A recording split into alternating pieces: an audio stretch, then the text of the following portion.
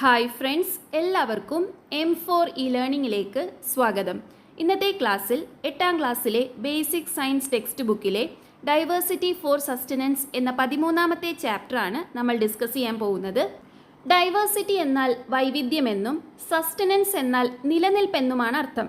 So ഈ ഒരു ചാപ്റ്ററിൽ നമ്മൾ പറയുന്നത് ഓരോ ജീവിയുടെയും നിലനിൽപ്പിനാവശ്യമായ വൈവിധ്യത്തെക്കുറിച്ചാണ്. ഇവിടെ ഒരു ചിത്രം കൊടുത്തിട്ടുണ്ട്. ഇതിൽ നമുക്ക് ഒരുപാട് ജീവജാലങ്ങളെ കാണാമല്ലേ. അതായത് പുല്ലുണ്ട്, അതേപോലെ പശുവുണ്ട്, കാക്ക, കൊക്ക്, പാമ്പ്, പരുന്ത്, മത്സ്യം, പൂമ്പാറ്റ, ആമ, പുൽച്ചാടി എന്നിങ്ങനെ നിരവധി ജീവികളെ നമുക്ക് ഈ ചിത്രത്തിൽ കാണാം. ഇവിടെ ശ്രദ്ധിച്ചാൽ തന്നെ നമുക്കറിയാം ഓരോ ജീവിയും മറ്റ് ജീവികളെ ആശ്രയിച്ചാണ് ജീവിക്കുന്നത്. പരുന്ത് പാമ്പിനെ ഭക്ഷിക്കുന്നു, കൊക്ക് മീനിനെ ഭക്ഷിക്കുന്നു, പുൽച്ചാടി പുല്ല് തിന്നുന്നു, പശു പുല്ല് തിന്നുന്നു. അങ്ങനെ ഓരോ ജീവികളും മറ്റ് ജീവികളുമായി ബന്ധപ്പെട്ടിരിക്കുന്നു. ഇവിടെ നമുക്ക് വ്യത്യസ്തമായ ജീവികളെ കാണാമല്ലേ. അതായത് വൈവിധ്യമാർന്ന ജീവികളാണ് നമ്മുടെ ഈ ഭൂമിയിലുള്ളത്. ഓരോ ജീവിയും അതിൻ്റെ നിലനിൽപ്പിനായി ഈ വൈവിധ്യത്തെ തന്നെയാണ് ആശ്രയിക്കുന്നത്. ശരിയല്ലേ? ഇനി നമ്മളിപ്പോൾ പറഞ്ഞ എല്ലാ ജീവികളും ഭൂമിയുടെ ഏത് ഭാഗത്താണ് ജീവിക്കുന്നത്?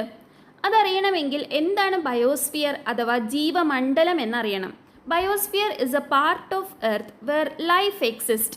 ജീവൻ നിലനിൽക്കുന്ന ഭൂമിയുടെ ഭാഗമാണ് ബയോസ്ഫിയർ അഥവാ ജീവമണ്ഡലം. It extends to soil, atmosphere and water. ഭൂമിയുടെ ഭാഗമായിട്ടുള്ള മണ്ണിലും ജലത്തിലും അതേപോലെ തന്നെ അറ്റ്മോസ്ഫിയർ അഥവാ അന്തരീക്ഷത്തിലുമായിട്ടാണ് ബയോസ്ഫിയർ വ്യാപിച്ചു കിടക്കുന്നത്. അതായത് ഭൂമിയിൽ ജീവൻ കാണുന്നത് എവിടെയൊക്കെയാണ്? മണ്ണിലും അന്തരീക്ഷത്തിലും അതേപോലെ തന്നെ ജലത്തിലുമാണ്. ജീവമണ്ഡലത്തിൽ ജീവനുള്ള വസ്തുക്കൾ മാത്രമാണോ കാണപ്പെടുന്നത്? അല്ല. ജീവമണ്ഡലത്തിൽ ജീവനുള്ള വസ്തുക്കളുടെ നിലനിൽപ്പിനാവശ്യമായ ജീവനില്ലാത്ത ഘടകങ്ങളും കാണപ്പെടുന്നുണ്ട്. എന്താണ് biotic factors? Biotic factors are living things in biosphere. ജീവമണ്ഡലത്തിൽ കാണപ്പെടുന്ന എല്ലാ ജീവജാലങ്ങളും ബയോട്ടിക് ഫാക്ടേഴ്സ് എന്നാണ് അറിയപ്പെടുന്നത്. എന്താണ് അബയോട്ടിക് ഫാക്ടേഴ്സ്? ജീവമണ്ഡലത്തിൽ കാണപ്പെടുന്ന ജീവനില്ലാത്ത എല്ലാ ഘടകങ്ങളെയും അബയോട്ടിക് ഫാക്ടേഴ്സ് എന്ന് വിളിക്കാം. ബയോട്ടിക് ഫാക്ടേഴ്സിൻ്റെ നിലനിൽപ്പിനാവശ്യമായ ഘടകങ്ങളാണ് അബയോട്ടിക് ഫാക്ടേഴ്സ്. ഉദാഹരണത്തിന് ബയോട്ടിക് ഫാക്ടേഴ്സിൽ നമുക്ക് ചുറ്റുമുള്ള എല്ലാ ജീവനുള്ള വസ്തുക്കളും ഉൾപ്പെടുന്നു. ഉദാഹരണത്തിന് plants, animals, birds, bacteria, fungi etcetera. Abiotic factors എന്താണ്? Air, salinity, soil, temperature, light, water, minerals, ഇതെല്ലാം എബയോട്ടിക് ഫാക്ടേഴ്സ് ആണ്. നമുക്ക് നോക്കിയാൽ തന്നെ അറിയാം, ജീവനുള്ള വസ്തുക്കൾക്ക് നിലനിൽക്കണമെങ്കിൽ മണ്ണ് വേണം, ജലം വേണം, ലൈറ്റ് വേണം, ടെമ്പറേച്ചർ വേണം, മിനറൽസ് വേണം, അതേപോലെ എയർ വേണം. അങ്ങനെ എല്ലാ അബയോട്ടിക് ഫാക്ടേഴ്സും ബയോട്ടിക് ഫാക്ടേഴ്സിൻ്റെ നിലനിൽപ്പിന് ആവശ്യമാണ്. Now, how are abiotic factors useful to biotic factors? Abiotic factors എങ്ങനെയൊക്കെയാണ് ബയോട്ടിക് ഫാക്ടേഴ്സിന് പ്രയോജനമാകുന്നത് എന്ന് നോക്കാം. അതിനായിട്ട് നമുക്കൊരു എക്സാമ്പിൾ എടുക്കാം. നമുക്കറിയാം പ്ലാന്റ് ഒരു ബയോട്ടിക് ഫാക്ടറാണ് അല്ലേ. പ്ലാന്റിന് ജീവനുണ്ട്. പ്ലാന്റ് ഏതൊക്കെ അബയോട്ടിക് ഫാക്ടേഴ്സിനെയാണ് അതിൻ്റെ ജീവൻ നിലനിർത്താനായിട്ട് ഡിപ്പെൻഡ് ചെയ്യുന്നത്? സൺലൈറ്റ് ആവശ്യമാണ്, സോയിൽ ആവശ്യമാണ്, വാട്ടർ ആവശ്യമാണ്, അതേപോലെ എയർ ആവശ്യമാണ്. എന്തിനാണ് പ്ലാന്റ് സൺലൈറ്റ് ഉപയോഗിക്കുന്നത്? പ്ലാന്റ്സ് സ്വന്തമായിട്ട് ഭക്ഷണം പാകം ചെയ്യുന്നു എന്ന് നമ്മൾ പഠിച്ചിട്ടുണ്ട്. ഏത് പ്രോസസ്സിലൂടെ? ഫോട്ടോസിന്തസിസിലൂടെയാണ് പ്ലാന്റ്സ് സ്വന്തമായിട്ട് ഭക്ഷണം പാകം ചെയ്യുന്നത്. ഈ ഫോട്ടോസിന്തസിസ് നടക്കണമെങ്കിൽ എന്താവശ്യമാണ്? സൂര്യപ്രകാശം അഥവാ സൺലൈറ്റ് ആവശ്യമാണ്. ഇനി പ്ലാന്റ്സ് അതിൻ്റെ ന്യൂട്രീഷൻ അഥവാ ബാക്കിയുള്ള മിനറൽസ് ഇതെല്ലാം വലിച്ചെടുക്കുന്നത് എവിടെ നിന്നാണ്? സോയിലിൽ നിന്നാണ്. അതേപോലെ പ്ലാന്റ്സിന് ജലം ആവശ്യമാണ്. പിന്നെ എയർ എന്തിനാണ് പ്ലാന്റ്സ് ഉപയോഗിക്കുന്നത്? ശ്വസിക്കാനാണല്ലേ. റെസ്പിറേഷന് പ്ലാന്റ്സ് എയറും ഉപയോഗിക്കുന്നുണ്ട്. സോ എങ്ങനെയാണ് ജീവനുള്ള ഘടകങ്ങൾ ജീവനില്ലാത്ത ഘടകങ്ങളെ പ്രയോജനപ്പെടുത്തുന്നത് എന്ന് ഈ ഒരു ഉദാഹരണത്തിൽ നിന്നും നിങ്ങൾക്ക് മനസ്സിലായില്ലേ? ഇനി എല്ലാ ജീവജാലങ്ങളുടെയും പ്രൈമറി സോഴ്സ് ഓഫ് എനർജി എന്താണ്? സൺ അഥവാ സൂര്യനാണ് പ്രൈമറി സോഴ്സ് ഓഫ് എനർജി. അതായത് ബേസിക് ആയിട്ട് എല്ലാ ജീവജാലങ്ങൾക്കും എവിടെ നിന്നാണ് ഊർജം ലഭിക്കുന്നത്? സൂര്യനിൽ നിന്നാണ് അല്ലേ. സൂര്യപ്രകാശത്തിൽ നിന്നാണ് നമുക്ക് എല്ലാവർക്കും തന്നെ പ്രൈമറി ആയിട്ട് ഊർജം ലഭിക്കുന്നത്. Green plants convert light energy to chemical energy through photosynthesis. നമ്മൾ നേരത്തെ പറഞ്ഞിരുന്നു ഗ്രീൻ പ്ലാന്റ്സ് ഫുഡ് പ്രിപ്പയർ ചെയ്യുന്നത് ഫോട്ടോസിന്തസിസിലൂടെയാണ്. ഫോട്ടോസിന്തസിസ് നടക്കണമെങ്കിൽ സൺലൈറ്റ് ആവശ്യമാണ്. സോ ഈ ഒരു പ്രോസസ്സിൻ്റെ സമയത്ത് ഗ്രീൻ പ്ലാന്റ്സ് എന്താണ് ചെയ്യുന്നത്? സൺലൈറ്റിനെ അല്ലെങ്കിൽ സൺലൈറ്റിലുള്ള ലൈറ്റ് എനർജീനെ കെമിക്കൽ എനർജിയാക്കി മാറ്റുന്നു. ഇനി മറ്റ് ജീവജാലങ്ങൾ ഈ പ്ലാന്റ്സിനെ ഭക്ഷിക്കുന്ന സമയത്ത് ഈ കെമിക്കൽ എനർജി അവരിലേക്ക് ട്രാൻസ്ഫർ ആകുന്നു. This energy gets transferred to other organisms through food chain. മനസ്സിലായല്ലോ? ഇനി എന്താണ് food chain? The chain of animals that eat and being eaten constitute food chain. Food chain എന്ന് പറയുന്നത് ആനിമൽസിൻ്റെ ഒരു ശൃംഖലയാണ് അല്ലെങ്കിൽ ഒരു ചങ്ങല പോലെയാണ്. ഇതിൽ ഒരു ആനിമൽ മറ്റൊരു ആനിമലിനെ ഭക്ഷണമാക്കുന്നു. ഇവിടെ കൊടുത്തിട്ടുള്ളത് ഒരു ഫുഡ് ചെയിൻ ആണ്. നമുക്ക് നോക്കിയാൽ അറിയാം, പുൽച്ചാടി പുല്ല് തിന്നുന്നു. അതേപോലെ ബേർഡ് അഥവാ ഒരു പക്ഷി പുൽച്ചാടിയെ തിന്നുന്നു. ഇനി ബേർഡിനെ ആരാണ് കഴിക്കുന്നത്? പാമ്പ് കഴിക്കുന്നു. പാമ്പിനെ ആര് കഴിക്കുന്നു? പരുന്ത് കഴിക്കുന്നു. ഇനി പരുന്ത് ചത്ത് മണ്ണോടടിഞ്ഞു കഴിയുമ്പോൾ ഈ പരുന്തിൻ്റെ മൃതശരീരം ഡീകമ്പോസ് ചെയ്ത് മണ്ണിലേക്ക് ചേർക്കുന്നതാരാണ്? മഷ്റൂമാണ്. വീണ്ടും ഈ മണ്ണിൽ പുല്ല് മുളയ്ക്കുന്നു.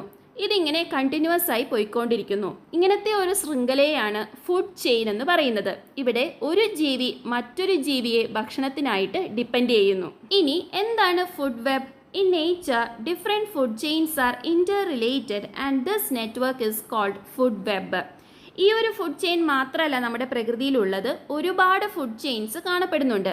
ഈ ഫുഡ് ചെയിൻസ് എല്ലാം തമ്മിൽ ഇന്റർറിലേറ്റ് ചെയ്ത് ഒരു വലിയ നെറ്റ്വർക്ക് ഫോം ചെയ്യുന്നു. അതിനെയാണ് ഫുഡ് വെബ് എന്ന് പറയുന്നത്. ഇനി നമ്മൾ നേരത്തെ പറഞ്ഞു സൺലൈറ്റ് ആണ് പ്രൈമറി സോഴ്സ് ഓഫ് എനർജി എന്ന്. സൺലൈറ്റിനെ ഡയറക്റ്റായിട്ട് ഉപയോഗിക്കുന്നത് ആരാണ്? ഗ്രാസ് ആണ്. ഗ്രാസ് എന്ത് ചെയ്യുന്നു അല്ലെങ്കിൽ പ്ലാന്റ്സ് എന്ത് ചെയ്യുന്നു? സൺലൈറ്റിനെ കെമിക്കൽ എനർജിയാക്കി മാറ്റുന്നു. ഇനി ഗ്രാസ് ഹോപ്പർ ഈ ഗ്രാസ് ഭക്ഷിക്കുന്ന സമയത്ത് ഗ്രാസ് ഹോപ്പറിലേക്ക് ഈ കെമിക്കൽ എനർജി ട്രാൻസ്ഫർ ആകുന്നു. അതേപോലെ ഗ്രാസ് ഹോപ്പറിന് കിട്ടിയ എനർജിയുടെ ഒരു ശതമാനം അടുത്ത ലെവലിലേക്ക് അഥവാ പക്ഷികളിലേക്ക് ട്രാൻസ്ഫർ ആകുന്നു. അവിടെ നിന്നും അത് സ്നേക്കിലേക്ക്, പിന്നീട് അത് പരുന്തിലേക്ക്, പിന്നീട് വീണ്ടും മഷ്റൂമിലേക്ക്, ലാസ്റ്റ് ഇത് എങ്ങോട്ട് തന്നെ എത്തുന്നു? ഗ്രാസിലേക്ക് തന്നെ എത്തുന്നു. ഈ കാണുന്നതാണ് ഫുഡ് വെബ്. ഒരു ഫുഡ് വെബിൽ ധാരാളം ഫുഡ് ചെയിൻസ് കാണപ്പെടുന്നു. എല്ലാ ഫുഡ് ചെയിനും തമ്മിൽ ഇന്റർ റിലേറ്റഡ് ആയിരിക്കും. ഈ ഒരു വലിയ നെറ്റ്വർക്കിനെയാണ് ഫുഡ് വെബ് എന്ന് പറയുന്നത്.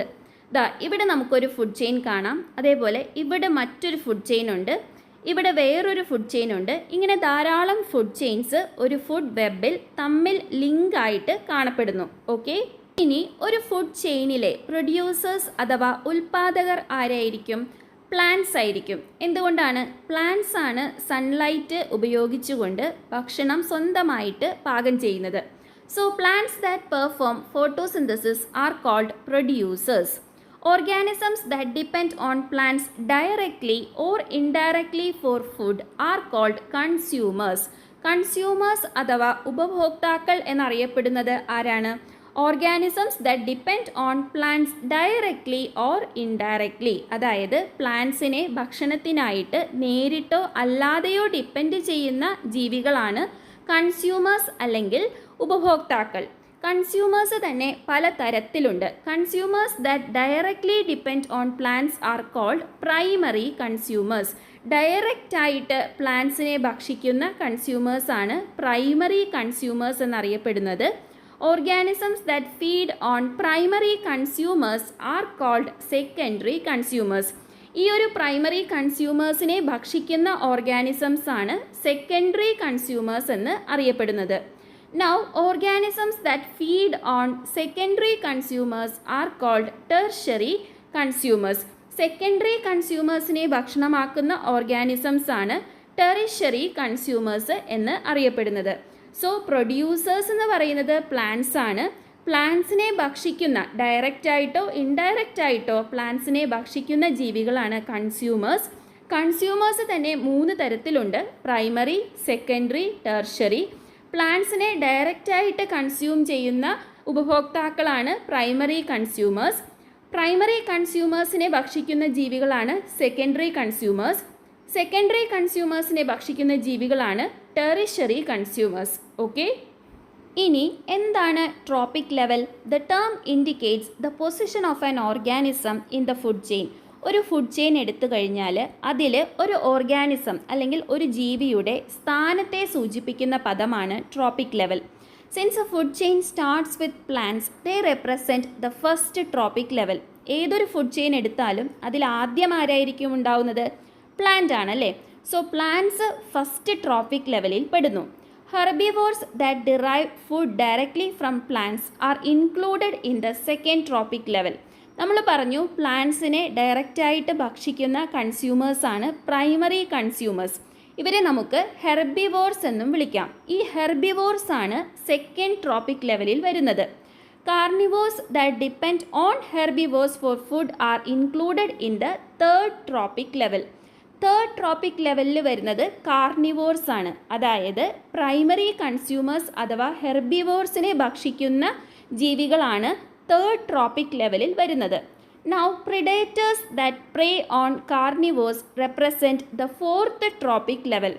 ഫോർത്ത് ട്രോപ്പിക് ലെവലിൽ ആരാ വരുന്നത്? കാർണിവോർസ് അല്ലെങ്കിൽ സെക്കൻഡറി കൺസ്യൂമേഴ്സിനെ ഭക്ഷിക്കുന്ന ടേർഷ്യറി കൺസ്യൂമേഴ്സ് ആയിട്ടുള്ള പ്രിഡേറ്റേഴ്സ് ആണ് ഫോർത്ത് ട്രോപ്പിക് ലെവലിൽ വരുന്നത്.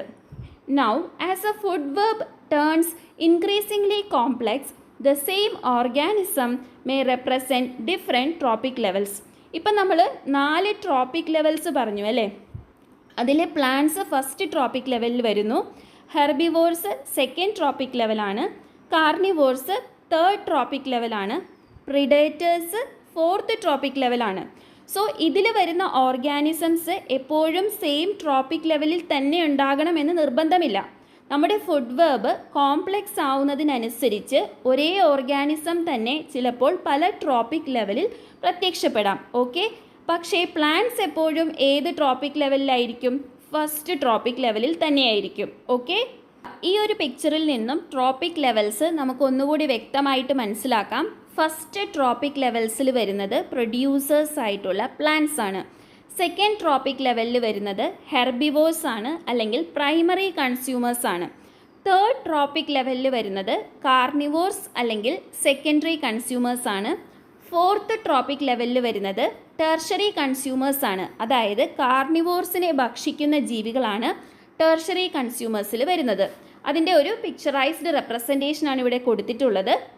ഇനി നമ്മൾ നേരത്തെ പറഞ്ഞു കോംപ്ലെക്സ് ആയിട്ടുള്ള ഫുഡ് വെബ് കൺസിഡർ ചെയ്യുന്ന സമയത്ത് ഒരേ ഓർഗാനിസം തന്നെ പല ട്രോപ്പിക് ലെവൽസിൽ കാണപ്പെടാം. അതിൻ്റെ ഒരു എക്സാമ്പിളാണ് ഇവിടെ കൊടുത്തിട്ടുള്ളത്. ആദ്യം തന്നെ ഒരു ഫുഡ് ചെയിൻ കാണാം. Grass, rabbit, eagle. ഇതിൽ ഈഗിള് വരുന്നത് എത്രാമത്തെ ട്രോപ്പിക് ലെവലിലാണ്? തേർഡ് ട്രോപ്പിക് ലെവലിലാണ് അല്ലേ. ഇനി അടുത്ത ഫുഡ് ചെയിൻ നോക്കിക്കേ. ഇതിൽ ഈഗിള് വരുന്നത് ഫോർത്ത് ട്രോപ്പിക് ലെവലിലാണ്. അതേപോലെ മൂന്നാമത്തെ ഫുഡ് ചെയിനിൽ നമുക്ക് ഈഗിളിനെ ഫിഫ്ത്ത് ലെവലിലാണ് കാണാനായിട്ട് സാധിക്കുന്നത്. So the number of trophic levels and the position of organisms in the trophic levels of the ecosystem is not constant. നമ്മൾ നേരത്തെ 4 ട്രോപ്പിക് ലെവൽസിനെ കുറിച്ചാണ് പഠിച്ചത്. എന്നാൽ മൂന്നാമത്തെ എക്സാമ്പിളിൽ ഈഗിള് വരുന്നത് ഫിഫ്ത്ത് ട്രോപ്പിക് ലെവലിലാണ്. സോ ട്രോപ്പിക് ലെവൽസിൻ്റെ എണ്ണം 4 ആണ് എപ്പോഴും എന്ന് നമുക്ക് പറയാൻ പറ്റില്ല. അതൊരു കോൺസ്റ്റൻ്റ് ആയിട്ടുള്ള വാല്യൂ അല്ല. നമ്മുടെ ഫുഡ് വെബ് കോംപ്ലെക്സ് ആവുന്നതിനനുസരിച്ച് ട്രോപ്പിക് ലെവൽസ് ഇൻക്രീസ് ആവും. അതേപോലെ തന്നെ ഒരു ജീവി എത്രാമത്തെ ട്രോപ്പിക് ലെവലിൽ വരും എന്നുള്ളതും കോൺസ്റ്റൻ്റ് ആയിട്ടുള്ളൊരു കാര്യമല്ല. It changes according to the complexity and length of the food chain. Okay, ഇനി എന്താണ് ഇക്കോളജി? Ecology is the study of interaction between organisms and also between the organisms and their surroundings. ജീവികൾ തമ്മിലുള്ള ഇൻറ്ററാക്ഷനെ കുറിച്ചുള്ള പഠനം അല്ലെങ്കിൽ ജീവികളും അവരുടെ ചുറ്റുപാടും തമ്മിലുള്ള ഇൻറ്ററാക്ഷനെ കുറിച്ചുള്ള പഠനമാണ് ഇക്കോളജി എന്ന് പറയുന്നത്. This branch of study includes different types of ecosystems, interaction between organisms and environment protection. ഇക്കോളജിയിൽ എന്തെല്ലാമാണ് ഉൾപ്പെടുന്നത്? ഡിഫറെൻറ്റ് ടൈപ്സ് ഓഫ് എക്കോസിസ്റ്റംസ് ഇക്കോളജിയിൽ പെടുന്നു. അതേപോലെ ഓർഗാനിസംസ് തമ്മിലുള്ള ഇൻട്രാക്ഷൻ, പിന്നെ അവരുടെ ചുറ്റുപാടിൻ്റെ സംരക്ഷണം, ഇതെല്ലാം ഇക്കോളജിയിൽ പെടുന്ന കാര്യങ്ങളാണ്. നമ്മൾ പറഞ്ഞു ഇക്കോളജിയിൽ ഡിഫറെൻറ്റ് ടൈപ്സ് ഓഫ് എക്കോസിസ്റ്റംസ് ഉണ്ടെന്നല്ലേ. അപ്പോൾ എന്താണ് ഈ ecosystem? Ecosystem is a system that includes all living organisms in an area as well as its physical environment functioning together as a unit.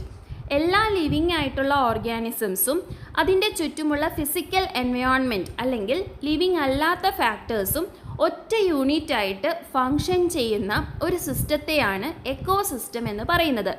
നമുക്ക് ചുറ്റും കാണുന്ന ഒരു എക്കോസിസ്റ്റത്തിൻ്റെ ബെസ്റ്റ് എക്സാമ്പിളാണ് പോണ്ട് എന്ന് പറയുന്നത്. പോണ്ടിൽ എന്തെല്ലാം കാണാൻ പറ്റും? ലിവിങ് ആയിട്ടുള്ള ഫിഷ് ഉണ്ട്, അതേപോലെ പാമ്പുണ്ട്, മറ്റ് ചെറിയ ചെറിയ ഓർഗാനിസംസ് ഉണ്ട്, തവളയുണ്ട്. അങ്ങനെ ലിവിങ് ഫാക്ടേഴ്സ് ഇതൊക്കെയാണ്. ഇനി പോണ്ടിലുള്ള നോൺ ലിവിങ് ഫാക്ടേഴ്സ് അല്ലെങ്കിൽ എബയോട്ടിക് ഫാക്ടേഴ്സ് എന്തൊക്കെയാണ്? വാട്ടർ, സോയിൽ, എയർ, ഇതെല്ലാം നോൺ ലിവിങ് ആയിട്ടുള്ള ഫാക്ടേഴ്സാണ്. ഇവയെല്ലാം തമ്മിൽ ഇൻറ്ററാക്ട് ചെയ്ത് ഒറ്റ യൂണിറ്റ് ആയിട്ട് ഫങ്ഷൻ ചെയ്യുന്നതിനെയാണ് പോണ്ട് എന്ന എക്കോസിസ്റ്റം എന്ന് പറയുന്നത്. ഓക്കെ, ഇനി നമുക്ക് ചുറ്റുമുള്ള ഇക്കോളജിക്കൽ ഇൻറ്ററാക്ഷൻസ് ആണ് പ്രിഡേഷൻ, പാരസൈറ്റിസം, കോമ്പറ്റീഷൻ, മ്യൂച്വാലിസം, കമൻസാലിസം. ഇതിൽ പ്രിഡേഷൻ എന്ന് പറയുന്നത് എന്താണ്? ഇരപിടുത്തമാണ് പ്രിഡേഷൻ. അതായത് രണ്ട് ജീവികൾ തമ്മിൽ ഇൻറ്ററാക്ട് ചെയ്യുന്ന സമയത്ത് ഒരു ജീവിക്ക് അത് ഗുണമുണ്ടാക്കുന്നു, എന്നാൽ മറ്റേ ജീവിക്ക് അത് ദോഷകരമായിരിക്കും. ഇവിടെ prey becomes food of the predator. പ്രിഡേറ്ററിൻ്റെ ആഹാരമായി മാറുകയാണ് പ്രേ. ഓക്കെ, ഇതിനൊരു എക്സാമ്പിളാണ് lion and deer. Lion deer അല്ലെങ്കിൽ മാനിനെ ഭക്ഷിക്കുന്നു അല്ലേ? സോ ഇവിടെ പ്രേ ആരാണ്? ഡിയർ ആണ്. ലയൺ ആണ് പ്രിഡേറ്റർ. മനസ്സിലായല്ലോ? ഇനി രണ്ടാമത്തെ ഇക്കോളജിക്കൽ ഇൻറ്ററാക്ഷൻ ആണ് parasitism. Beneficial to one and harmful to the other. പ്രിഡേഷനിൽ പറഞ്ഞതുപോലെ തന്നെ പാരസൈറ്റിസം എന്ന് പറയുന്ന ഇക്കോളജിക്കൽ ഇൻറ്ററാക്ഷനിൽ ഒരു ജീവിക്ക് ബെനിഫിറ്റ് ഉണ്ടാകുന്നു, എന്നാൽ മറ്റേ ജീവിക്ക് അത് ദോഷമായി ഫലിക്കുന്നു. The parasite depends on the host for nutrition. അതായത് പാരസൈറ്റ് ഹോസ്റ്റിൻ്റെ മേലെയാണ് വളരുന്നത്. ഹോസ്റ്റിൽ നിന്ന് ന്യൂട്രീഷൻ അല്ലെങ്കിൽ ഫുഡ് വലിച്ചെടുത്താണ് പാരസൈറ്റ് ജീവിക്കുന്നത്. Example mango tree and loranthus. അതായത് മാംഗോ ട്രീയുടെ മേലെയാണ് ലൊറാന്തസ് എന്ന് പറയുന്ന പാരസൈറ്റ് അല്ലെങ്കിൽ പരാദം ജീവിക്കുന്നത്. ലൊറാന്തസ് മാംഗോ ട്രീയിൽ നിന്ന് വേണ്ട ജലവും അതേപോലെ തന്നെ ന്യൂട്രിയൻസ് എല്ലാം വലിച്ചെടുത്ത് മാംഗോ ട്രീക്ക് ദോഷകരമായിട്ട് മാറുന്നു. ഇനി അടുത്ത ഇക്കോളജിക്കൽ ഇൻറ്ററാക്ഷൻ ആണ് കോമ്പറ്റീഷൻ അഥവാ മത്സരം. Harmful to both in the beginning, then beneficial to one who wins. Competition അല്ലെങ്കിൽ മത്സരം എന്ന് പറയുന്ന ഇക്കോളജിക്കൽ ഇൻറ്ററാക്ഷനിൽ ആദ്യം രണ്ട് ജീവികൾക്കും ഇത് ദോഷമായിട്ടാണ് വരുന്നത്, എന്നാൽ പിന്നീട് ആരാണോ ജയിക്കുന്നത് ആ ആൾക്ക് അത് ബെനിഫിറ്റ് ആയിട്ട് വരുന്നു. Example paddy and weeds. അതായത് നമ്മൾ നെല്ല് വിതയ്ക്കുന്ന സമയത്ത് ആദ്യം നെല്ലും അതേപോലെ തന്നെ വീഡ്സും എല്ലാം കൂടി ഒരുമിച്ച് വളരും. ആ സമയത്ത് രണ്ടുപേർക്കും അത് ഹാംഫുൾ ആണ്. അതിനുശേഷം പിന്നീട് ആരാണോ ആ മത്സരത്തിൽ വിജയിക്കുന്നത് അവർ വളർന്ന് വലുതായിട്ട് വരും. ഓക്കെ, ഇനി അടുത്ത ഇക്കോളജിക്കൽ ഇൻറ്ററാക്ഷൻ ആണ് മ്യൂച്വാലിസം. മ്യൂച്വാലിസത്തിൽ benefit to both the organisms. രണ്ട് ജീവികൾക്കും ബെനിഫിറ്റാണ് ഉണ്ടാകുന്നത്, ആർക്കും ഒരു ദോഷവും സംഭവിക്കുന്നില്ല. For example flower and butterfly. ഒരു പൂവും പൂമ്പാറ്റയും. പൂവിൽ പരാഗണം സംഭവിക്കണമെങ്കിൽ ബട്ടർഫ്ലൈ അല്ലെങ്കിൽ പൂമ്പാറ്റ ഉണ്ടാകണം അല്ലേ? പൂമ്പാറ്റയ്ക്ക് പൂവിൽ നിന്ന് തേനും കുടിക്കണം. ഇവിടെ രണ്ടു പേർക്കും ഒരു ദോഷവും സംഭവിക്കുന്നില്ല, ബെനിഫിറ്റ് മാത്രമേ ഉള്ളൂ. ഇനി അടുത്ത ഇക്കോളജിക്കൽ ഇൻറ്ററാക്ഷൻ ആണ് കമൻസാലിസം. എന്താണ് commensalism? Benefit to one and is neither beneficial or harmful to the other. കമൻസാലിസത്തിൽ ഒരാൾക്ക് ബെനിഫിറ്റ് ഉണ്ടാകുന്നു, എന്നാൽ മറ്റേ ആൾക്ക് ഒരു ദോഷവും സംഭവിക്കുന്നില്ല. For example mango tree and vanda. അതായത് മാംഗോ ട്രീയുടെ മേലെയാണ് വാൻഡ വളരുന്നത്. വാൻഡ ജസ്റ്റ് വളരാൻ വേണ്ടി ഒരു സ്ഥലമായിട്ട് മാത്രമാണ് മാംഗോ ട്രീ ഉപയോഗിക്കുന്നത്. സോ വാൻഡയ്ക്ക് അതൊരു ബെനിഫിറ്റാണ്. പക്ഷേ മാംഗോ ട്രീനെ യാതൊരു രീതിയിലും അത് ഉപദ്രവിക്കുന്നില്ല. സോ ഇതിനെയാണ് കമൻസാലിസം എന്ന് പറയുന്നത്. സോ നമുക്ക് ചുറ്റും കണ്ടുവരുന്ന ഇക്കോളജിക്കൽ ഇൻറ്ററാക്ഷൻസ് ആണ് predation, parasitism, competition, mutualism and commensalism. Okay, ഇനി നമ്മളിപ്പോൾ കണ്ട ഇക്കോളജിക്കൽ ഇൻറ്ററാക്ഷൻസ് മാത്രമാണോ നമ്മുടെ പ്രകൃതിയിലുള്ളത്? അല്ല, there are many interactions in nature that we do not see or realise. നമുക്ക് കാണാനോ മനസ്സിലാക്കാനോ പറ്റാത്ത അനേകം ഇൻറ്ററാക്ഷൻസ് ആണ് പ്രകൃതിയിലുള്ളത്. These interactions maintain the balance and stability of the ecosystems. നമുക്ക് ചുറ്റുമുള്ള എക്കോസിസ്റ്റത്തിൻ്റെ ബാലൻസും സ്റ്റെബിലിറ്റിയും എല്ലാം മെയിൻറ്റെയിൻ ചെയ്തു പോകുന്നത് ഇങ്ങനെയുള്ള ഇൻറ്ററാക്ഷൻസ് ആണ്. Food relations R visible instances of interaction among organisms. Food relations എന്ന് പറഞ്ഞാൽ എന്താണ്? നമ്മൾ നേരത്തെ ഫുഡ് ചെയിനിൻ്റെ കാര്യം പറഞ്ഞല്ലേ, ഒരു ജീവി മറ്റൊരു ജീവിയെ ഭക്ഷണമാക്കുന്നു. ആ ഒരു രീതിയിലാണ് ഇങ്ങനെയുള്ള ഇൻറ്ററാക്ഷൻസ് നമുക്ക് വിസിബിൾ ആകുന്നത്. The ecosystem becomes more stable as a diversity of ecological interactions and abiotic factors increases. അതായത് എപ്പോഴാണ് ഒരു എക്കോസിസ്റ്റം സ്റ്റേബിൾ ആകുന്നത്? ഇക്കോളജിക്കൽ ഇൻട്രാക്ഷൻസ് ഒരുപാട് ഉണ്ടാകുമ്പോഴും അതേപോലെ എബയോട്ടിക് ഫാക്ടേഴ്സ് കൂടുമ്പോഴുമാണ് എക്കോസിസ്റ്റം സ്റ്റേബിൾ ആകുന്നത്. ഇനി നമ്മൾ എക്കോസിസ്റ്റം എന്താണെന്ന് പഠിച്ചല്ലേ, അതേപോലെ എക്കോസിസ്റ്റത്തിൻ്റെ ബേസിക് ആയിട്ടുള്ള ഒരു എക്സാമ്പിളും പഠിച്ചു, അതായത് പോണ്ട് അല്ലെങ്കിൽ കുളം. ഇനി മറ്റ് എക്കോസിസ്റ്റംസ് അല്ലെങ്കിൽ കുറച്ചും കൂടി വലുതായിട്ടുള്ള എക്കോസിസ്റ്റംസ് ആണ് forest, ocean, grassland, tundra, wetland, desert. Okay, ഒരുപാട് എക്കോസിസ്റ്റംസ് ഉണ്ട്. അതിൽ ചില എക്സാമ്പിൾസ് ആണ് ഇവിടെ കൊടുത്തിട്ടുള്ളത്. ഓക്കെ, ഇനി എന്താണ് biodiversity? Biodiversity includes all the diverse organisms that inhabit the earth along with their ecosystems. Biodiversity എന്ന് പറഞ്ഞാൽ നമ്മുടെ ഭൂമിയിൽ വസിക്കുന്ന എല്ലാ വ്യത്യസ്ത ഓർഗാനിസംസും അവയുടെ എക്കോസിസ്റ്റവും ചേരുന്നതിനെയാണ് ബയോഡൈവേഴ്സിറ്റി എന്ന് പറയുന്നത്. Biodiversity includes various levels like ecosystem diversity, species diversity, genetic diversity etcetera. അതായത് ബയോഡൈവേഴ്സിറ്റിയിൽ ജസ്റ്റ് കുറേ എക്കോസിസ്റ്റംസ് മാത്രമല്ല ഉള്ളത്, അതിൽ വെറൈറ്റി ഓഫ് സ്പീഷീസ് ഉണ്ടായിരിക്കും, അതേപോലെ ജെനറ്റിക് ഡൈവേഴ്സിറ്റിയും ഉണ്ടായിരിക്കും. സോ ബയോഡൈവേഴ്സിറ്റി എന്ന് പറയുന്നത് നമ്മുടെ ഭൂമിയിൽ ഇൻഹാബിറ്റ് ചെയ്യുന്ന അല്ലെങ്കിൽ ഭൂമിയിൽ വസിക്കുന്ന എല്ലാ വ്യത്യസ്ത ഓർഗാനിസംസും അവയുടെ എക്കോസിസ്റ്റവും ചേരുന്നതാണ്. ഓക്കെ, ഇനി ഈ ബയോഡൈവേഴ്സിറ്റി എന്ന് പറയുന്നത് എന്തിനെയാണ് സൂചിപ്പിക്കുന്നത്? It denotes the richness of biosphere. നമ്മുടെ ജീവമണ്ഡലം അല്ലെങ്കിൽ ബയോസ്ഫിയറിൻ്റെ റിച്ച്നെസ്സിനെയാണ് ബയോഡൈവേഴ്സിറ്റി സൂചിപ്പിക്കുന്നത്. ഈ വാക്ക് ആരാണ് ആദ്യമായിട്ട് ഉപയോഗിച്ചത്? It was used by a British environmentalist Walter G Rosen in 1985. 1985 ബ്രിട്ടീഷുകാരനായ വാൾട്ടർ ജി റോസനാണ് ബയോഡൈവേഴ്സിറ്റി എന്ന വാക്ക് ആദ്യമായിട്ട് ഉപയോഗിച്ചത്. ഇനി ബയോഡൈവേഴ്സിറ്റി അഥവാ ജൈവ വൈവിധ്യത്തിൻ്റെ പ്രാധാന്യം എന്താണ്? Or what is the importance of biodiversity? ഇത് മനസ്സിലാക്കണമെങ്കിൽ ബയോഡൈവേഴ്സിറ്റി നമുക്ക് പ്രൊവൈഡ് ചെയ്യുന്ന സേവനങ്ങൾ അല്ലെങ്കിൽ സർവീസസ് എന്തൊക്കെയാണെന്ന് നോക്കാം. 4 തരം സർവീസസ് ആണ് ബയോഡൈവേഴ്സിറ്റി അഥവാ ജൈവ വൈവിധ്യം നമുക്ക് പ്രദാനം ചെയ്യുന്നത്. ഒന്നാമത്തേത് അവൈലബിലിറ്റി ഓഫ് എസെൻഷ്യൽ മെറ്റീരിയൽസ്. നമുക്ക് ഏറ്റവും ആവശ്യമായിട്ടുള്ള എസെൻഷ്യൽ മെറ്റീരിയൽസ് പ്രൊവൈഡ് ചെയ്യുന്നത് ബയോഡൈവേഴ്സിറ്റിയാണ്, അല്ലെങ്കിൽ നമുക്ക് ചുറ്റുമുള്ള വൈവിധ്യമാർന്ന പ്രകൃതിയാണ്, അല്ലേ? എന്തൊക്കെയാണ് എസെൻഷ്യൽ മെറ്റീരിയൽസ്? ഫുഡ് അഥവാ ഭക്ഷണം, മെഡിസിൻ അഥവാ മരുന്ന്, ഫ്യൂവൽസ് അഥവാ ഇന്ധനം, അതേപോലെ കൺസ്ട്രക്ഷൻ മെറ്റീരിയൽസ്, ഇതെല്ലാം നമുക്ക് പ്രകൃതിയിൽ നിന്നാണ് ലഭിക്കുന്നത്. Now second service is ecological services. Ecological സർവീസസിൽ എന്തൊക്കെയാണ് വരുന്നത്? സോയിൽ ഫോമേഷൻ, അതായത് മണ്ണിൻ്റെ രൂപീകരണം, പ്രിവെൻഷൻ ഓഫ് സോയിൽ ഇറോഷൻ, മണ്ണ് ഒലിച്ചു പോകുന്നത് തടയുന്നത്, ഓക്സിജൻ കാർബൺ ഡയോക്സൈഡ് ബാലൻസ്, ഓക്സിജനും കാർബൺ ഡയോക്സൈഡും തമ്മിലുള്ള ഒരു balance, availability of fresh water, ശുദ്ധജലത്തിൻ്റെ അവൈലബിലിറ്റി, കൺട്രോൾ ഓഫ് ഫ്ലഡ്, പ്രളയം തടയുന്നത്, അതേപോലെ ക്ലൈമറ്റ് കൺട്രോൾ, ഇതെല്ലാം വരുന്നത് ഇക്കോളജിക്കൽ സർവീസസിലാണ്. ഇനി എന്തൊക്കെയാണ് ഓക്സിലറി സർവീസസിൽ വരുന്നത്? ന്യൂട്രിയൻറ്റ് സൈക്ലിംഗ്, അതേപോലെ pollination, biological control, seed dispersal അഥവാ വിത്ത് വിതരണം, ഇതെല്ലാം ഓക്സിലറി സർവീസസിലാണ് വരുന്നത്. ഇനി അവസാനത്തെ സർവീസാണ് കൾച്ചറൽ സർവീസസ്. അതിലെന്തൊക്കെയാണ് വരുന്നത്? ആദ്യം തന്നെ എസ്തെറ്റിക്സ്, അതായത് പ്രകൃതി ഭംഗി. Now second one is recreation. നമുക്ക് ചുറ്റുമുള്ള എൻവയോൺമെൻറ്റ് അല്ലെങ്കിൽ നമുക്ക് ചുറ്റുമുള്ള പ്രകൃതിയെ നമുക്ക് ആസ്വദിക്കാൻ സാധിക്കും, അല്ലേ? അങ്ങനെ നമ്മൾ ആസ്വദിക്കുന്ന സമയത്ത് നമ്മുടെ മൈൻഡിന് ഒരുപാട് റിലാക്സേഷനൊക്കെ കിട്ടും.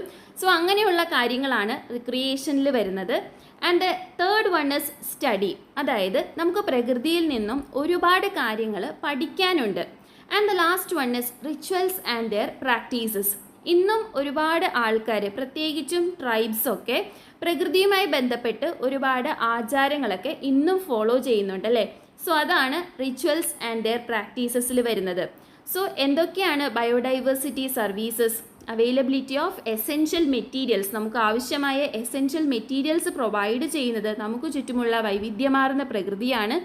അതേപോലെ ഇക്കോളജിക്കൽ സർവീസസ് പ്രൊവൈഡ് ചെയ്യുന്നുണ്ട്, ഓക്സിലറി സർവീസസ് പ്രൊവൈഡ് ചെയ്യുന്നുണ്ട്. ഇത് കൂടാതെ കൾച്ചറൽ സർവീസസും ബയോഡൈവേഴ്സിറ്റി പ്രൊവൈഡ് ചെയ്യുന്നുണ്ട്.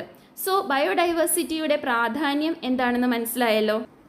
ഇന്ന് നമ്മുടെ ബയോഡൈവേഴ്സിറ്റി അഥവാ ജൈവ വൈവിധ്യം നേരിടുന്ന ഏറ്റവും വലിയ പ്രശ്നമാണ് ബയോഡൈവേഴ്സിറ്റി ഡിറ്റീരിയോറേഷൻ. അതായത് മനുഷ്യൻ്റെ ചില പ്രവൃത്തികൾ മൂലവും കാലാവസ്ഥാ വ്യതിയാനം മൂലമൊക്കെ ബയോഡൈവേഴ്സിറ്റിയിൽ ഒരുപാട് നാശനഷ്ടങ്ങൾ സംഭവിക്കുന്നുണ്ട്. ഇതിനെയാണ് ബയോഡൈവേഴ്സിറ്റി ഡിറ്റീരിയോറേഷൻ എന്ന് പറയുന്നത്, അല്ലെങ്കിൽ ബയോഡൈവേഴ്സിറ്റി ഡിപ്ലീഷൻ എന്നും പറയും. ഓക്കെ, നമ്മുടെ കേരളത്തിലും അതേപോലെ തന്നെ ഇന്ത്യയിലും ബയോഡൈവേഴ്സിറ്റി അഥവാ ജൈവ വൈവിധ്യത്തിൻ്റെ ഒരു കലവറയാണ് വെസ്റ്റേൺ ഗാട്സ് അഥവാ പശ്ചിമഘട്ടം.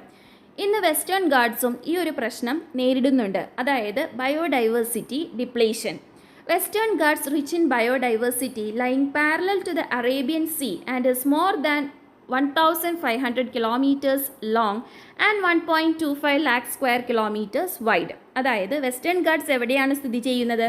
അറബിക്കടലിന് സമാന്തരമായി അല്ലെങ്കിൽ അറബിക്കടലിന് പാരലലായിട്ടാണ് വെസ്റ്റേൺ ഗാട്സ് സ്ഥിതി ചെയ്യുന്നത്. 1500 കിലോമീറ്ററിലധികം നീളമുണ്ട് വെസ്റ്റേൺ ഗാട്സിന്. അതേപോലെ വെസ്റ്റേൺ ഗാട്സിൻ്റെ വിസ്തൃതി അഥവാ ഏരിയ എത്രയാണ്? 1.25 lakh square kilometers ആണ്. This region is also known by the names like Sahya Mountain or Sahyadri. Western ഗാട്സിൻ്റെ മറ്റ് പേരുകളാണ് സഹ്യപർവ്വതം അല്ലെങ്കിൽ സഹ്യാദ്രി എന്നൊക്കെ. ഈ ഒരു പ്രദേശത്തിൻ്റെ പ്രത്യേകത എന്താണ്? It is abundantly rich with ecosystems such as forest, grass lands, sacred groves, marshes, rivers and ponds. Western ഗാട്സിൽ ഒരുപാട് വെറൈറ്റീസ് ഓഫ് എക്കോസിസ്റ്റംസ് ഉണ്ട്. ഫോറസ്റ്റ്, ഗ്രാസ് ലാൻഡ്സ്, അതേപോലെ സേക്രഡ് ഗ്രൂപ്സ് അല്ലെങ്കിൽ കാവുകൾ, ചതുപ്പുകൾ, റിവേഴ്സ്, പോൺസ്, ഇതെല്ലാം നമുക്ക് വെസ്റ്റേൺ ഗാട്സിൽ കാണപ്പെടാൻ സാധിക്കും. Very rare species of the world are found here. ലോകത്തിലെ തന്നെ ഏറ്റവും റെയർ ആയിട്ടുള്ള ചില ജീവികളും എവിടെയുണ്ട്? Western ഗാട്സിലുണ്ട്. This region is rapidly deteriorating due to the thoughtless intervention of human beings. Human ബീയിങ്സിൻ്റെ ഒട്ടും ചിന്തിക്കാതെയുള്ള ചില പ്രവൃത്തികൾ മൂലം ഇന്ന് ഡിപ്ലീറ്റ് ആയിക്കൊണ്ടിരിക്കുന്ന അല്ലെങ്കിൽ നാശനഷ്ടം സംഭവിച്ചുകൊണ്ടിരിക്കുന്ന ഒരു പ്രദേശമാണ് western Ghats.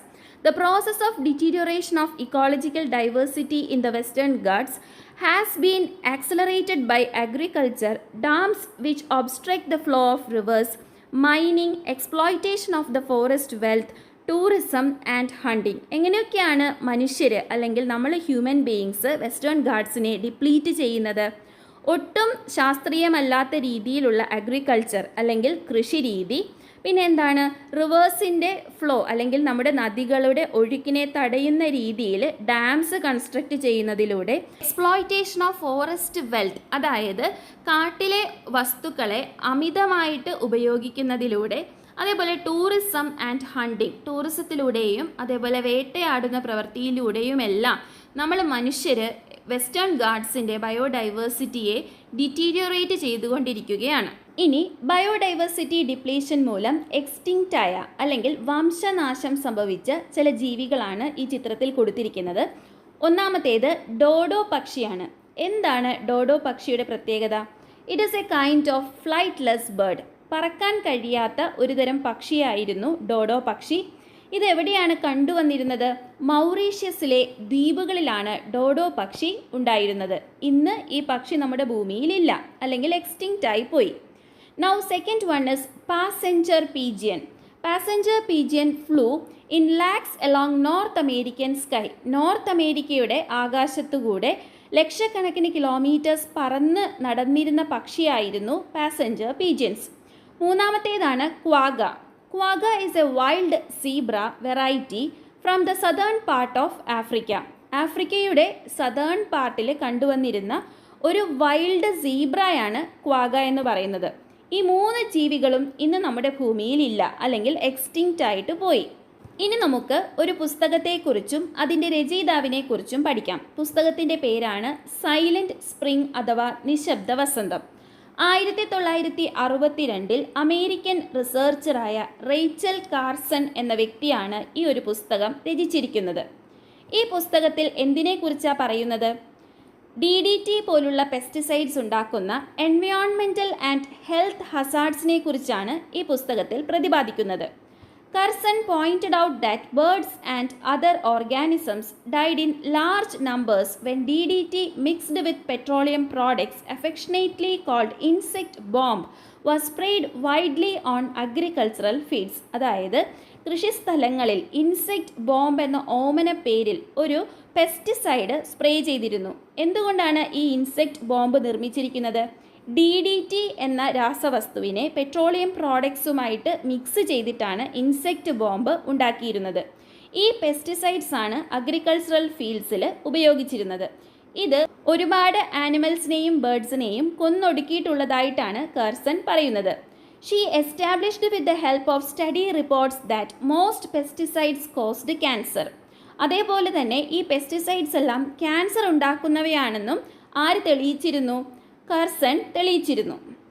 This book was responsible for the ban on DDT in America in 1972. 1972 ഈ പുസ്തകം കാരണമാണ് അമേരിക്കയിൽ DDT നിരോധിച്ചത്.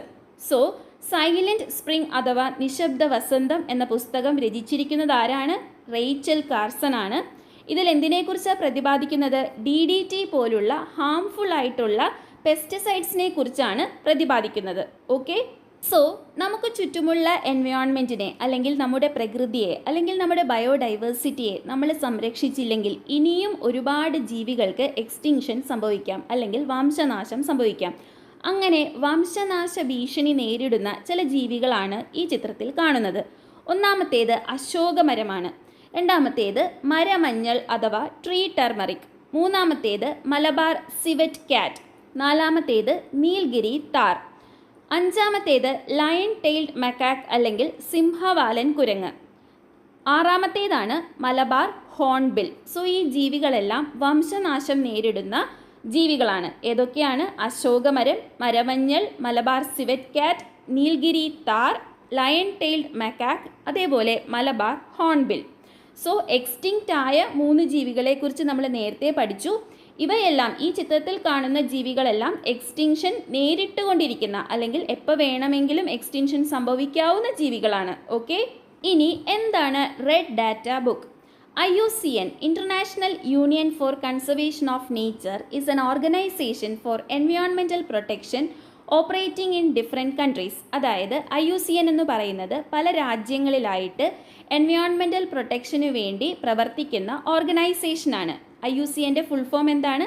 International Union for Conservation of Nature. നമ്മുടെ നേച്ചർ കൺസേർവ് ചെയ്യാൻ വേണ്ടിയിട്ടുള്ള ഒരു ഇൻ്റർനാഷണൽ ഓർഗനൈസേഷനാണ് IUCN. Okay, Under the auspices of IUCN, a list of endangered plants and animals is prepared every year. അതായത് ഓരോ വർഷവും IUCNൻ്റെ നേതൃത്വത്തിൽ വംശനാശ ഭീഷണി നേരിടുന്ന പ്ലാന്റ്സിൻ്റെയും ആനിമൽസിൻ്റെയും ലിസ്റ്റ് തയ്യാറാക്കുന്നുണ്ട്. ഈ ഒരു ബുക്കിനെയാണ് എന്ത് പറയുന്നത്? റെഡ് ഡാറ്റ ബുക്ക് എന്ന്. The information in Red Data book is helpful to identify the extent of biodiversity depletion and to plan out appropriate conservation activities. So ഈ റെഡ് ഡാറ്റ ബുക്ക് കൊണ്ടുള്ള ഉപയോഗം എന്താണ്? ഇങ്ങനെ ഓരോ വർഷവും എൻഡേഞ്ചേർഡ് ആകുന്ന പ്ലാന്റ്സിനെയും ആനിമൽസിനെയും കുറിച്ച് ഒരു ലിസ്റ്റ് തയ്യാറാക്കി അതൊരു റെഡ് ഡാറ്റ ബുക്കായിട്ട് സൂക്ഷിക്കുമ്പോൾ നമുക്കറിയാൻ പറ്റും എത്രത്തോളമാണ് നമ്മുടെ ബയോഡൈവേഴ്സിറ്റി ഡിപ്ലീറ്റ് ആകുന്നത്, നമ്മളിനി എന്തെല്ലാം കൺസർവേഷൻ മെഷേഴ്സാണ് എടുക്കേണ്ടത്, ഏതെല്ലാം രീതിയിൽ നമുക്ക് നമ്മുടെ നേച്ചറിനെ അല്ലെങ്കിൽ ബയോഡൈവേഴ്സിറ്റിയെ പ്രൊട്ടക്റ്റ് ചെയ്യാം. ഇതൊക്കെ മനസ്സിലാകണമെങ്കിൽ ഇങ്ങനെ ഒരു ബുക്ക് തയ്യാറാക്കി സൂക്ഷിക്കേണ്ടതുണ്ട്. സോ റെഡ് ഡാറ്റ ബുക്ക് തയ്യാറാക്കുന്നത് IUCN ആണ്, International Union for Conservation of Nature. So നമ്മുടെ ബയോഡൈവേഴ്സിറ്റി അല്ലെങ്കിൽ ജൈവ വൈവിധ്യത്തെ സംരക്ഷിച്ചില്ലെങ്കിൽ ഇനിയും ഒരുപാട് ജീവികൾക്ക് വംശനാശം സംഭവിച്ചേക്കാം. ഇത് നമ്മുടെ ഭൂമിയുടെ നിലനിൽപ്പിനെ തന്നെ ബാധിക്കുന്ന ഒരു പ്രക്രിയയാണ്. സോ ബയോഡൈവേഴ്സിറ്റി കൺസേർവ് ചെയ്യുക അല്ലെങ്കിൽ പ്രൊട്ടക്റ്റ് ചെയ്യുക എന്നുള്ളത് നമ്മൾ ഓരോരുത്തരുടെയും ദൗത്യമാണ്. 2 രീതിയിൽ നമുക്ക് ബയോഡൈവേഴ്സിറ്റി സംരക്ഷിക്കാനായിട്ട് സാധിക്കും. ഏതൊക്കെയാണ്? ഇൻ സീറ്റു കൺസർവേഷനും എക്സ് സീറ്റു കൺസർവേഷനും. എന്താണ് ഇൻ സീറ്റു കൺസർവേഷൻ? ജീവികളെ അവരുടെ സ്വന്തം ഹാബിറ്റാറ്റ്സ് അല്ലെങ്കിൽ അവരുടെ സ്വന്തം വാസസ്ഥലത്ത് വെച്ച് തന്നെ പ്രൊട്ടക്റ്റ് ചെയ്യുന്ന രീതിയാണ് ഇൻ സീറ്റു കൺസർവേഷൻ. എന്നാൽ എന്താണ് X seat conservation? It is A method in which organisms are protected outside their natural habitats. അവരുടെ സ്വന്തം വാസസ്ഥലത്തു നിന്നും അവരെ മറ്റൊരു പ്രൊട്ടക്റ്റഡ് ഏരിയയിൽ കൊണ്ടുപോയി സംരക്ഷിക്കുന്നതിനെയാണ് എക്സ് സീറ്റു കൺസർവേഷൻ എന്ന് പറയുന്നത്. ഇൻ സീറ്റു കൺസർവേഷൻ ആണെങ്കിൽ നാച്ചുറൽ ഹാബിറ്റാറ്റ്സിൽ തന്നെയാണ് ജീവികളെ സംരക്ഷിക്കുന്നത്. എന്നാൽ എക്സ് സീറ്റു കൺസർവേഷൻ ആണെങ്കിൽ നാച്ചുറൽ ഹാബിറ്റാറ്റ്സിൽ നിന്നും അവയെ പ്രൊട്ടക്റ്റഡ് ഏരിയയിലേക്ക് മാറ്റിയാണ് സംരക്ഷിക്കുന്നത്. ഇനി നമുക്ക് ഇൻ സീറ്റു കൺസർവേഷൻ്റെ ചില എക്സാമ്പിൾസ് നോക്കാം. ഒന്നാമത്തേത് വൈൽഡ് ലൈഫ് സാങ്ച്വറി അഥവാ വന്യജീവി സങ്കേതം. These are forest areas declared as protected areas to prevent the extinction of wild lives by protecting the ecosystem. അതായത് വൈൽഡ് ലൈഫ് സാങ്ച്വറി എന്ന് പറയുന്നത് ഫോറസ്റ്റ് ഏരിയാസ് ആണ്. അതിനെ നമ്മൾ പ്രൊട്ടക്റ്റഡ് ഏരിയാസ് ആയിട്ട് ഡിക്ലെയർ ചെയ്യും. അങ്ങനെ അവിടെ വസിക്കുന്ന ജീവികളെ അല്ലെങ്കിൽ വൈൽഡ് ആയിട്ടുള്ള ആനിമൽസിനെയും എക്കോസിസ്റ്റത്തെയും നമുക്ക് പ്രൊട്ടക്റ്റ് ചെയ്യാനായിട്ട് സാധിക്കും. കേരളത്തിലുള്ള ചില വൈൽഡ് ലൈഫ് സാങ്ച്വറീസ് ആണ് പേപ്പാറ, പെരിയാർ, വയനാട് എക്സെട്ര. ഇനി അടുത്ത ഇൻ സീറ്റു കൺസർവേഷൻ മെത്തേഡാണ് നാഷണൽ പാർക്സ്. നാഷണൽ പാർക്സ് അല്ലെങ്കിൽ ദേശീയ ഉദ്യാനം. They are designed to protect wild lives along with the protection of historical monuments, natural resources and geographical features of the area. Wild life സാങ്ച്വറിയിൽ wild ആനിമൽസിനെ മാത്രം ആ forest ഏരിയയിൽ വെച്ച് നമ്മൾ പ്രൊട്ടക്റ്റ് ചെയ്യുന്നുവെങ്കിൽ നാഷണൽ പാർക്കിലേക്ക് വരുമ്പോൾ വൈൽഡ് ആനിമൽസിനെ മാത്രമല്ല നമ്മൾ പ്രൊട്ടക്റ്റ് ചെയ്യുന്നത്, അവിടെയുള്ള ഹിസ്റ്റോറിക്കൽ മോണുമെൻറ്റ്സ്, അതേപോലെ നാച്ചുറൽ റിസോഴ്സസ്, മറ്റ് ജിയോഗ്രഫിക്കൽ ഫീച്ചേഴ്സ്, ഇതിനെല്ലാത്തിനെയും സംരക്ഷിക്കുന്ന ഒരു പ്രൊട്ടക്റ്റഡ് ഏരിയ ആണ് നാഷണൽ പാർക്ക് എന്ന് പറയുന്നത്. കേരളത്തിലെ നാഷണൽ പാർക്സ് ഏതൊക്കെയാണ്? Eravikulam, Silent Valley, Anamudichola, Mathikettan Chola, Pampadum Chola are the national parks in Kerala. Okay. ഇനി എന്താണ് കമ്മ്യൂണിറ്റി റിസർവ്സ്? കമ്മ്യൂണിറ്റി റിസർവ്സും ഒരു ഇൻ സീറ്റു കൺസർവേഷൻ മെത്തേഡാണ്. They are protected areas with the participation of public. അതായത് പബ്ലിക്കിൻ്റെ അല്ലെങ്കിൽ ജനങ്ങളുടെ പങ്കാളിത്തത്തോടു കൂടി ഉള്ള സംരക്ഷണ മേഖലയാണ് കമ്മ്യൂണിറ്റി റിസർവ്സ് എന്ന് പറയുന്നത്. They are ecologically important places located in populated areas. അതായത് ഒരുപാട് ജനങ്ങൾ തിങ്ങി പാർക്കുന്ന പ്രദേശത്തെ ഒരു പ്രൊട്ടക്റ്റ് ചെയ്യപ്പെടേണ്ട ഏരിയ ആണ് ഇതിൽ പെടുന്നത്. Kadalundi community reserve spread over the districts of Malappuram and Kozhikode is an example. കേരളത്തിലുള്ള ഒരു കമ്മ്യൂണിറ്റി റിസർവ് ആണ് കടലുണ്ടി കമ്മ്യൂണിറ്റി റിസർവ്. ഇത് എവിടെയൊക്കെയാണ് കാണപ്പെടുന്നത്? മലപ്പുറം കോഴിക്കോട് ബോർഡറിലായിട്ടാണ് കടലുണ്ടി കമ്മ്യൂണിറ്റി റിസർവ് കാണപ്പെടുന്നത്. ഇത് അവിടുത്തെ ജനങ്ങളുമായുള്ള പങ്കാളിത്തത്തിലാണ് സംരക്ഷിച്ചു വരുന്നത്. ഇനി അടുത്ത ഒരു ഇൻ സീറ്റു കൺസർവേഷൻ മെത്തേഡാണ് ബയോസ്ഫിയർ റിസർവ്സ്. എന്താണ് biosphere reserves? These are vast regions designed with an aim to protect world's important ecosystems, biodiversity and genetic resources. അതായത് ലോകത്തിലെ തന്നെ ഏറ്റവും പ്രധാനപ്പെട്ട എക്കോസിസ്റ്റംസ്, ബയോഡൈവേഴ്സിറ്റി, ജെനറ്റിക് റിസോഴ്സസ്, ഇതിനെല്ലാം പ്രൊട്ടക്റ്റ് ചെയ്യാൻ വേണ്ടിയുള്ള വാസ്റ്റായിട്ടുള്ള റീജിയനാണ് ബയോസ്ഫിയർ റിസർവ്സ്.